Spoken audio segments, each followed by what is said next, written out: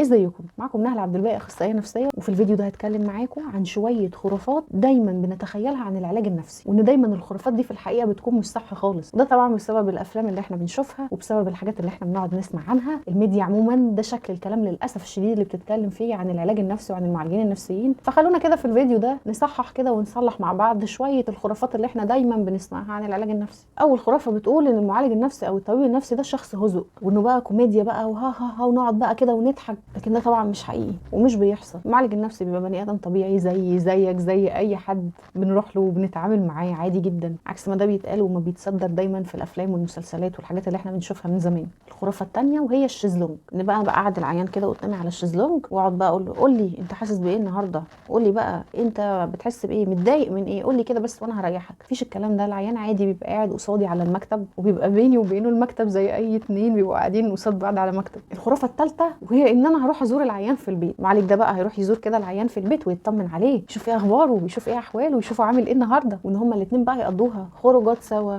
وحكاوي، وكل ده بقى بيحصل بره الجلسات، يروحوا يتقابلوا في المكان ده والمكان ده والمكان ده. طبعا ده كان الحقيقه عكس كده تماما، ده يستحيل انه يحصل. على فكره لو في معالج نفسي او طبيب نفسي طلب منك حاجه زي كده او طلب منك حاجه زي كده ان انتوا تخرجوا بره الجلسه، حاجه زي كده على فكره تسحب منه الرخصه، عشان بس تبقوا عارفين حاجه زي كده، لان ده غير مهني وغير اخلاقي بالمره. ما ينفعش حاجه زي كده انها تحصل، فده مش حقيقي. 100 مره اقول العلاقه بين المريض والمعالج النفسي بتكون علاقه محايده، علاقه علاجيه، بتعامل مع العيان من منطلق الجلسه، علاقتي بيه هي علاقه الجلسه وبس، ماليش اي علاقه بيه بره الجلسه نهائي. ولو افترضنا ان هيكون في وسيله اتصال في اوقات الطوارئ، يعني مثلا عيان بيفكر في الانتحار او حاجه زي كده، وبنعرفه هيتواصل ازاي بره اطار الجلسه، يعني بنبقى قايلين له تتواصل ازاي وامتى وبشكل عامل ازاي، يعني كل ده بيكون واضح ومحدد جدا، مش في اي وقت كده الو ايوه ازيك عامله ايه او ازيك عامل ايه. مفيش يا جماعه الكلام ده ما ينفعش ان هو يحصل.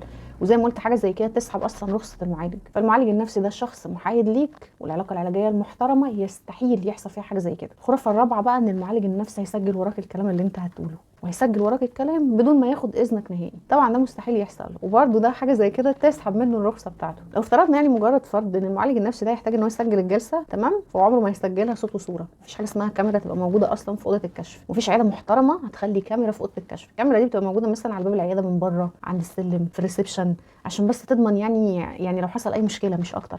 لكن مفيش عياده محترمه هتلاقي جوه اوضه الكشف كاميرا فيها، مستحيل يحصل حاجه زي كده. ده اولا. ثانيا لو افترضنا ان يعني في معالج هيحتاج ان هو يعني يسجل الجلسه فويس، ولا لازم ياخد منك موافقه كتابيه ان انت موافق وعايز ان الجلسه تتسجل. طبعا اغلب العيانين ما بيوافقوش على كده. حاجه زي كده انا على المستوى الشخصي يبقى شايفاها حاجه ملهاش اي 30 لازمه، انا ليه اسجل ورا العيان لما انا ممكن اكتب وراه بس الحاجات المهمه اللي هتساعدني وانا بشتغل معاه. وبنستاذنكم الاول، يعني انا ما ينفعش اكتب وراك غير لما اجي اقول لك الاول. ينفع اكتب وراك الحاجات المهمه واوضح لك كمان انا بكتب ده ليه. انا بكتب ده عشان خاطر ما انساش، عشان خاطر انا بتعامل مع كذا حد غيرك، عشان ما الاقيش المعلومات عندي دخلت في بعضها. فكل ما كانت الداتا متارشفه عندي بشكل منظم كل ما ده هيساعدك اكتر، واضمن بنسبه 100% ان في سريه بيانات، وان محدش بيحاول انه يشوف الكلام ده غيري، وابقى مامنه نفسي وقايله له انا يعني عامله السريه دي ازاي وحافظه الداتا بتاعتكم ازاي. فمفيش حاجه اسمها بقى اصل التسجيلات هتضيع، اصل الحاجات اللي كنا مسجلينها في العياده مش عارف مين سرقها علشان خاطر يبتز بيها الدكتور والعيانين والكلام ده. مفيش حاجه اسمها كده، مفيش حاجه اسمها كده باي شكل من الاشكال. الخرافه الخامسه ان المعالج النفسي ده بقى واعظ ومرشد، وهيقعد بقى يوعظك ويرشدك وكل الحاجات اللي انت المفروض تعملها واللي المفروض ما تعملهاش، ويفضل بقى يقول لك ايه الصح وايه الغلط، ويحاسبك بقى على كل صغيره وكبيره، ويقول لك انت كان المفروض تعمل كذا، انت ما ينفعش تعمل كذا، انت لازم تعمل كذا.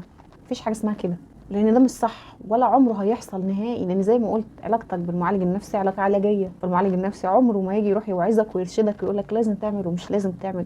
مفيش حاجه اسمها كده. المعالج النفسي ده اخره ان هو يحط قدامك كذا حل ويقول لك في الحل ده وفي الحل ده وفي الحل ده، انت اختار المناسب ليك.